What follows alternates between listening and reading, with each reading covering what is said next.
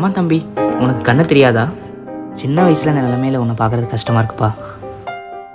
எப்போ பார்த்தாலும் கேமு விளையாடிட்டு இருப்பேன்.